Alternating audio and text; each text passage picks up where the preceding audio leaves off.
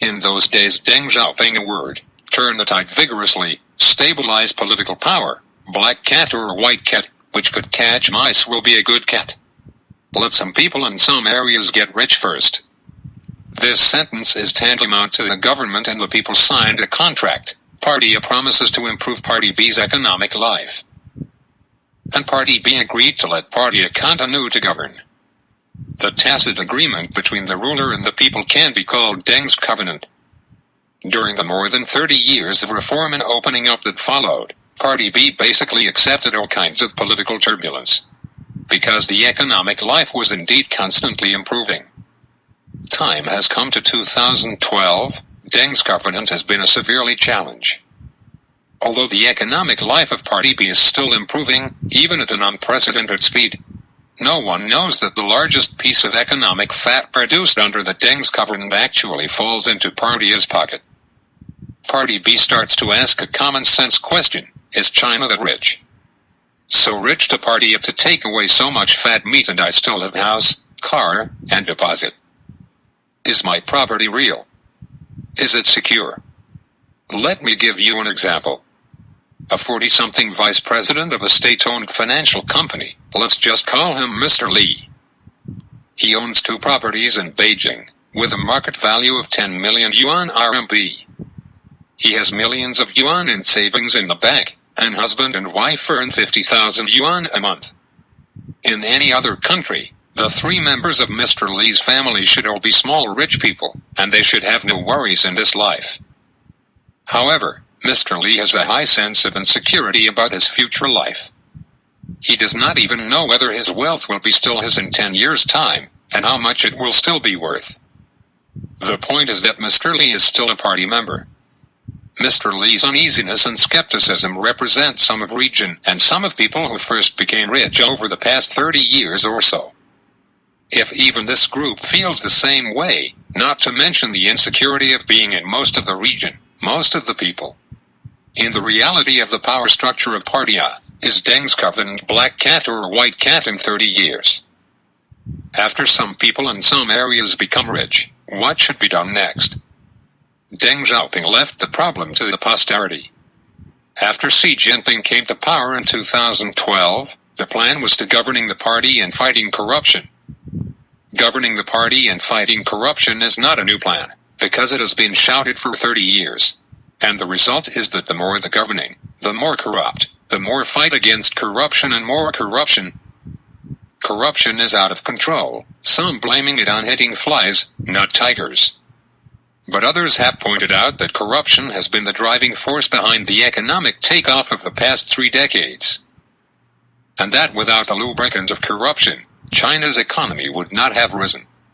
Putting these 2 views together reveals one of the most fundamental contradictions in China's economic model. If China does not fight the tiger, the corruption in China will become more and more serious, and the people cannot continue to tolerate it.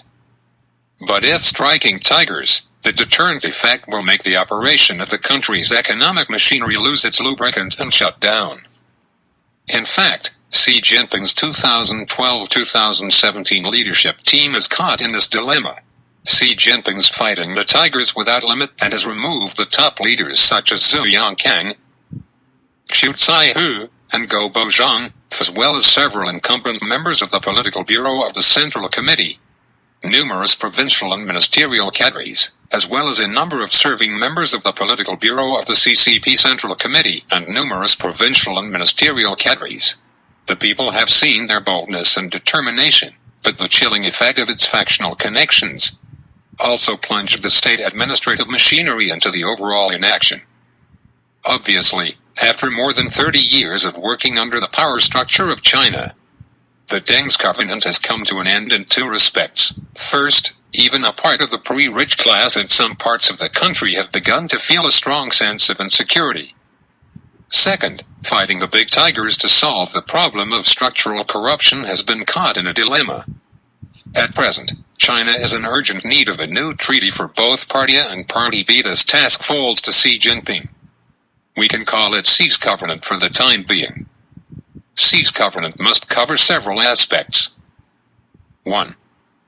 How to eliminate the productive element of corruption from the party machinery, the state machinery, and the administrative machinery can still resume operation. 2. How to make the pre-rich class feel secure about their legal assets. 3. How to make the non-rich class have confidence in their future life. This is by no means an easy task.